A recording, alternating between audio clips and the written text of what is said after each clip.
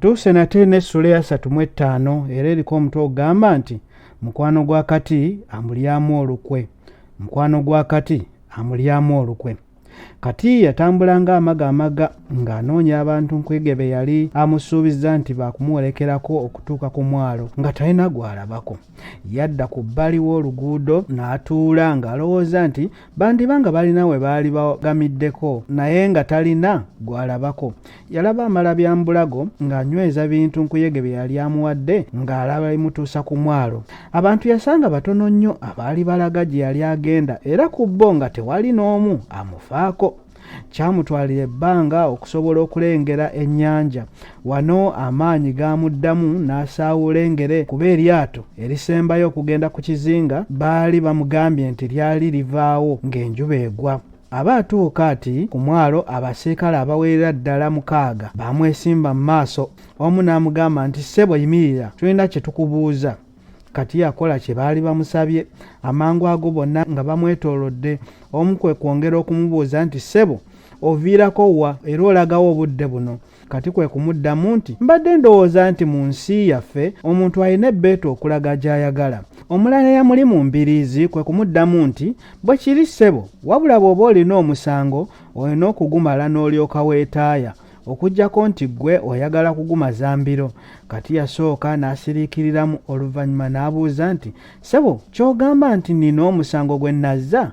Omu ku basirikale yasowolayo olupapula nga kuliko ebiwandiiko ebigamba nti Mwami Kasatiro awawaabira omukozi we amaze ebbanga ng'amukolera. Mwami kati okumunyagako ente ze 20 ze yajja mu kiraalo kye. Oluvannyuma nga Mwami kati akizudde nti waliwo abaamulaba ng'atwala ebisolo bino, yasalawo okudduka ku kyalo newempandiikira bino nga tewali n'omu amukubako kimunye. Ow'eggombolola ly'e Bulyambwa asaba yenna n'abaamulabyeko ategeeza ab'obuyinza abamuli okumpi. Ekirabo alikikwasaako ebiri. Nze Kisaalu ow'eggombolola. Wulira ebbaluwa namutaayiika. Omusirikale bwe yamala kukimusomera n'amubuuza nti omwami gwe bayita Kasatiro omumanyi era omanyi ebifa ku bisolo bye ebyabula? Kati yaddamu nti Kasatiro omumanyi naye ebikwata ku nte ze z'agamba nti zabbibwa sibimanyi. Omusirikale yamutegeeza nga bwe baali bamutwala mu kkomera gy'aliva okuwoza era yamutegeeza nti singa agezaako okudduka oba okulwana essasi lye lyali ligenda okulamula. Nga byali bikaayi. Kati baamusiba emikono n'amagulu ne bamukanyuga kuba kuntumye. Ekirungi tebaamukuba oba okumubonyaabonya mu ngeri yonna. Awo nno waakiri naye maama ab'ebiseera bino bakutwala n'okukuba bakukubye oluusi nga bakubye n'amasasi. Naye olwamutuusa mu kisenge ky'omukulu w'ekkomera ebintu ne bikyuka. Mbadde ngamba nti abo balina enjawulo. Abasirikale baatandika okumukuba empi, ebikonde n'ensambaggere eby'okumukumu.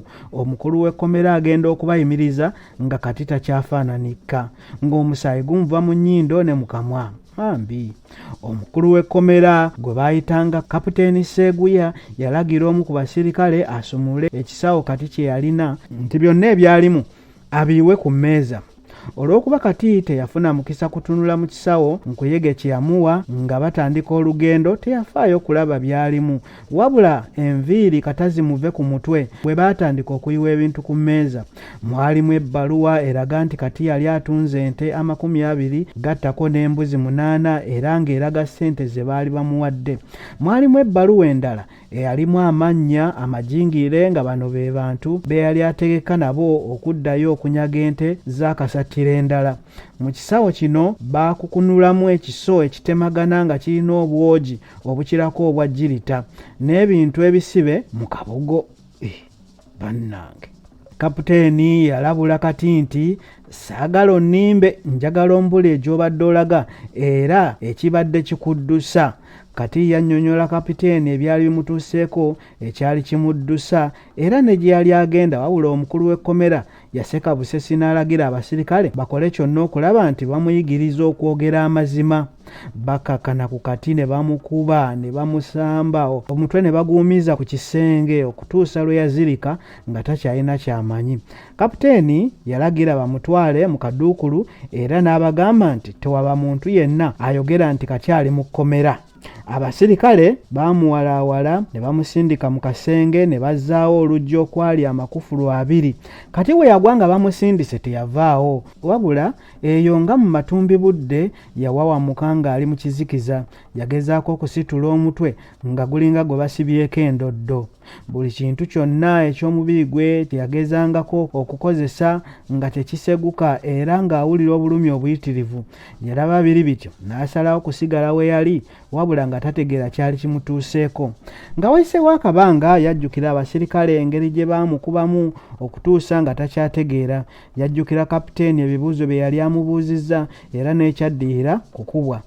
Yabeera bw'atyo okutuusa obudde okukya. Awo nga mu matulutulu yawulira abantu nga basumulula amakufulu era ekyaddirira kwe kumusikambula we yali agalamidde ne bamuwalula okutuuka ku kisenge kya kapiteeni. Yali awulubadde mu maaso olw'ebikonde n'empi bye baamukuba ng'eriiso erimu libuliddemu eddala ng'amala kulikanula nnyo okusobola okulaba. Endira nga zimuluma era nga takyasobola na kuyimirira olw'ensambaggere ezaamusambwa mu lubuto. Okumutuusa mu maaso ga kapiteeni nga bamuwaniridde buwanirizi. Kapiteeni yamutegeeza nga mwami Kasatiro bwe yali ategedde nti mukwate era ng'asabye abakulu bamusalire ekibonerezo ekijja mu bisolo bye yabba.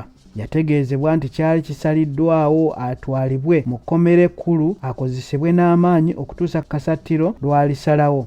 Mu kaseera kano Nkuyege baali bamukwasizza ente 2 era nga Kasatiro amusuubizza okumuwa ezisigaddeyo mu budde obutali bwawala. Abasirikale abaamukwata nabo baafuna omugabo gwabwe.